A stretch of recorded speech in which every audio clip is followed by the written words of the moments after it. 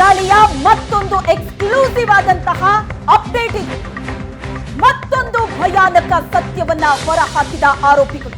Asianet ಸ್ವರ್ಣ ನ್ಯೂಸ್ನಲ್ಲಿ NIA ದಾಳಿಯ ಮತ್ತೊಂದು ಎಕ್ಸ್ಕ್ಲೂಸಿವ್ ಆದಂತಹ ಇನ್ಫಾರ್ಮೇಶನ್.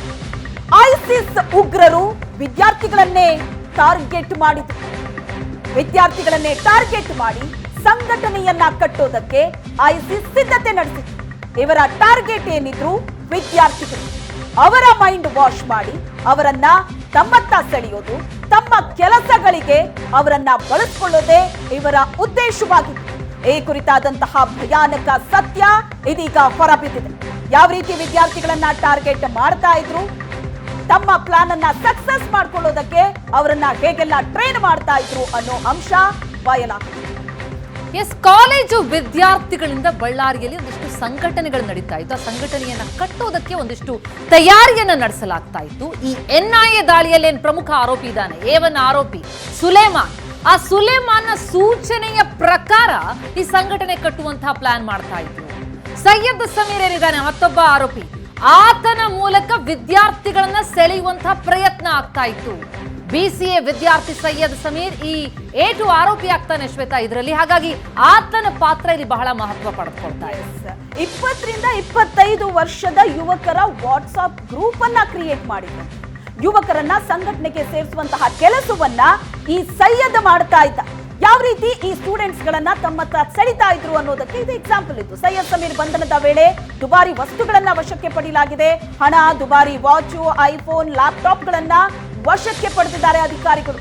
ಬಡ ಕುಟುಂಬದ ಮನೆಯಲ್ಲಿ ಬೆಲೆ ಬಾಳೋ ವಸ್ತುಗಳು ಸಿಕ್ಕಿದ್ದು ಹೇಗೆ?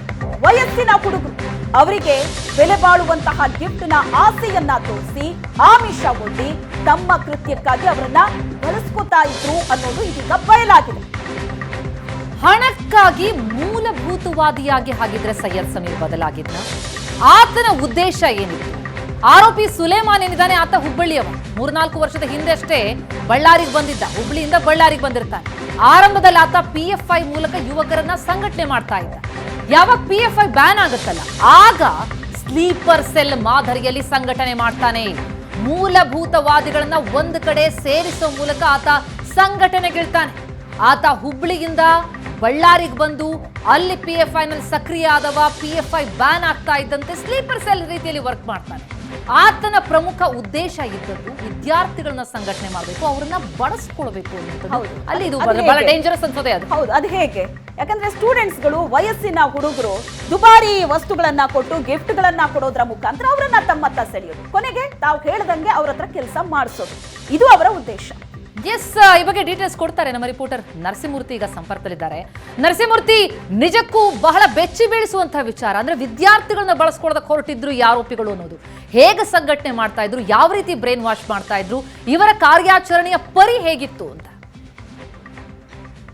ಪ್ರತಿಮಾ ಈಗಾಗಲೇ ಹೇಳಿದಂತೆ ಏನು ಬಳ್ಳಾರಿಯಲ್ಲಿ ಈವರೆಗೂ ಕೂಡ ಯಾವುದೇ ರೀತಿಯಂತ ಶಾಂತಿ ಕದಡುವ ಪ್ರಯತ್ನ ಈವರೆಗೂ ಆಗಿರಲಿಲ್ಲ. ಆದ್ರೆ ಬೇರೆ ಬೇರೆ ಪ್ರದೇಶಗಳಿಂದ ಬಂದಂತ ಕೆಲ ವ್ಯಕ್ತಿಗಳು ಅಂತಂದ್ರೆ ಈ ರೀತಿ ಸಣ್ಣ ಸಣ್ಣ ಯುವಕರನ್ನ ಮತ್ತು ಆ ವಿದ್ಯಾರ್ಥಿಗಳನ್ನ ಟಾರ್ಗೆಟ್ ಮಾಡೋ ಮೂಲಕ ಅವ್ರಿಗೆ ಆಸೆ ಆಮಿಷಗಳನ್ನು ಒಡ್ಡುವ ಮೂಲಕ ತಮಗೆ ಬೇಕಾದ ರೀತಿಯಲ್ಲಿ ಬಳಸಿಕೊಳ್ಳಲು ಒಂದು ದೊಡ್ಡ ಪ್ಲಾನ್ ಅನ್ನು ಮಾಡಿಕೊಳ್ಳಲಾಗಿತ್ತು. ಇದರ ಭಾಗವೇ ಕಳೆದ ತಿಂಗಳು ನಡೆದಂತ ಒಂದು ಗಲಾಟೆ ಅಂತ ಹೇಳಿದ್ರು ಕೂಡ ತಪ್ಪಾಗಲಿಕ್ಕಿಲ್ಲ. ಯಾಕಂದ್ರೆ ಕಾಲೇಜ್ ಒಂದಲ್ಲಿ ನಡೆದಂತ ಸಣ್ಣ ಘಟನೆಯನ್ನು ಹಿಡ್ಕೊಂಡು ಒಂದು ದೊಡ್ಡ ಮಟ್ಟದಲ್ಲಿ ಪ್ರತಿಭಟನೆ ಮಾಡೋ ಮೂಲಕ ಎಲ್ಲರೂ ಕೂಡ ಕಾನ್ಸಂಟ್ರೇಷನ್ ನ ಒಂದೆಡೆ ಮಾಡ್ತಕ್ಕಂಥ ಕೆಲಸವನ್ನು ಈ ವಿದ್ಯಾರ್ಥಿ ಮಾಡಿದ್ದ. ಏನು ಸಮೀರ್ ಅನ್ನಂತ ವಿದ್ಯಾರ್ಥಿ ಇದ್ದಾನೆ, ಅವನು BCA 3rd ಸೆಮಿಸ್ಟರ್ ಓದ್ತಾ ಇರ್ತಾನೆ. ಆದ್ರೆ ಅವನ ನೆಟ್ವರ್ಕ್ ಮತ್ತು ಅವನು ಒಂದಷ್ಟು ವಾಟ್ಸ್ಆಪ್ ಗ್ರೂಪ್ ಗಳನ್ನ ಕ್ರಿಯೇಟ್ ಮಾಡುವ ಮೂಲಕ ಒಂದಷ್ಟು ವಿದ್ಯಾರ್ಥಿಗಳನ್ನು ಒಂದೆಡೆ ಸೇರಿಸಿ ಎಲ್ಲರನ್ನೂ ಕೂಡ ತಮಗೆ ಬೇಕಾದ ರೀತಿಯಲ್ಲಿ ತಾನು ಯಾವ ರೀತಿ ಮೈಂಡ್ ವಾಶ್ ಮಾಡಿಕೊಂಡಿದ್ದ ಅದೇ ರೀತಿ ಬೇರೆ ಬೇರೆ ವಿದ್ಯಾರ್ಥಿಗಳನ್ನು ಮತ್ತು ಯುವಕರನ್ನು ತನ್ನತ್ತ ಸೆಳೆಯುವಂತ ಪ್ರಯತ್ನವನ್ನು ಮಾಡ್ತಾ ಇದೆಲ್ಲದಕ್ಕೂ ಕೂಡ ಸುಲೇಮಾನ್ ಅನ್ನಂತ ಏನು A1 ಆರೋಪಿ ಇದ್ದಾನೆ, ಅವನು ಮಾಸ್ಟರ್ ಮೈಂಡ್ ಆಗಿದ್ದ.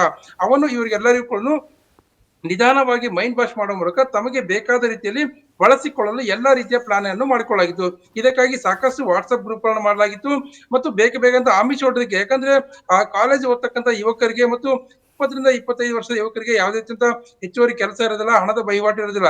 ಇವರೆಲ್ಲರೂ ಕೂಡ ಒಂದಷ್ಟು ಹಣ ಮತ್ತು ಬೇರೆ ಬೇರೆ ಆಸೆ ಆಮಿಷಗಳಿಗೆ ಒಳಗಾಗ್ತಾರೆ ಅನ್ನೋದನ್ನ ನೀಟಾಗಿ ಪ್ಲಾನ್ ಮಾಡ್ಕೊಂಡು ಯಾರಿಗೆ ಯಾವುದರ ಅವಶ್ಯಕತೆ ಇದೆ ಅದನ್ನೆಲ್ಲವನ್ನು ಕೂಡ ಹಂತ ಹಂತವಾಗಿ ಅವ್ರಿಗೆ ನೀಡೋದ್ರ ಮೂಲಕ ನಿಧಾನವಾಗಿ ಮೈಂಡ್ ವಾಶ್ ಮಾಡ್ತಕ್ಕಂತ ಕೆಲಸ ಮಾಡ್ತಿದ್ರು. ಆದ್ರೆ ಇದೆಲ್ಲವೂ ಪ್ಲಾನ್ಗಳಿಗೆ NIA ನೇರವಾಗಿ ಮೊನ್ನೆ ಬ್ರೇಕ್ ಆಗಿದೆ ಅಂತ ಇಲ್ಲಿ ಹೇಳ್ಬೋದಾಗಿದೆ. ಯಾಕಂದ್ರೆ ಈ ಎಲ್ಲಾ ಪ್ರಕ್ರಿಯೆಗಳನ್ನು ಕಳೆದ 5-6 ತಿಂಗಳಿಂದ ಆರಂಭ ಆಗಿದ್ರು ಕೂಡ ಇದೆಲ್ಲದರ ಮಾಹಿತಿ ಪಡೆದುಕೊಂಡಂತ NIA ನೇರವಾಗಿ ದೆಹಲಿಯಿಂದ ಮತ್ತು ಬೆಂಗಳೂರಿನಿಂದ ಬಳ್ಳಾರಿಗೆ ಬಂದು ದಾಳಿ ಮಾಡುವ ಮೂಲಕ ಸುಲೇಮಾನ್ ಮತ್ತು Okay. ಸಮೀರ್ ಇಬ್ಬರನ್ನು ಬಂಧನಕ್ಕೊಳಪಡಿಸಿದ್ದಾರೆ.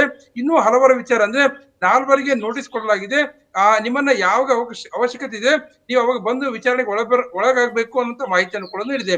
ಇದರಿಂದಾಗಿ ಸಾಕಷ್ಟು ವಿದ್ಯಾರ್ಥಿಗಳು ಒಂದಷ್ಟು ಆತಂಕದಲ್ಲಿದ್ದಾರೆ. ಯಾಕಂದ್ರೆ ಅವ್ರ ಜೊತೆಗೆ ಯಾರೋ ಮಾತನಾಡಿದವರಾಗಿದ್ದು ಅಥವಾ ಫೋನ್ ನಲ್ಲಿ ಹಚ್ಚಿರೋರು, ತಪ್ಪು ಮಾಡಿದವರು ಮತ್ತು ಮಾಡದಿರೋರು ಎಲ್ಲರೂ ಕೂಡ ಒಂದು ಆತಂಕದಲ್ಲಿದ್ದಾರೆ ಅಂತ ಇಲ್ಲಿ ಸ್ಪಷ್ಟವಾಗಿ ಹೇಳ್ಬೋದಾಗಿದೆ.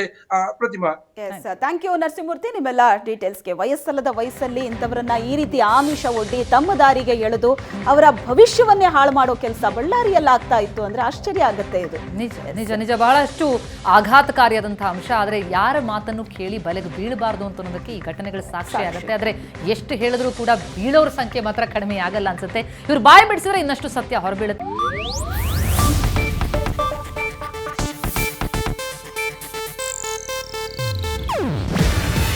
ಇದು ಏಷ್ಯಾನೆಟ್ ನ್ಯೂಸ್ ನೆಟ್ವರ್ಕ್ ಪ್ರಸ್ತುತಿ. ನೀವು ನೋಡ್ತಿದ್ದೀರಾ ಏಷ್ಯಾನೆಟ್ ಸುವರ್ಣ ನ್ಯೂಸ್.